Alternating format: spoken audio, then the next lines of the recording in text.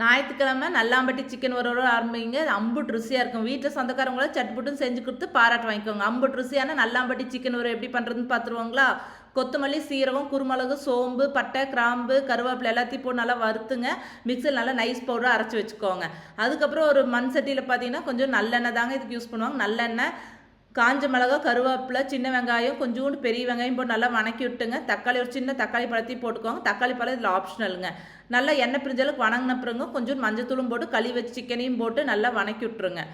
வணங்கின பிறகுங்க கொஞ்சம் நம்ம வறுத்து வச்ச பொடியும் போட்டுக்கோங்க. வேணா லைட்டாக தண்ணி தெளிச்சுக்கோங்க.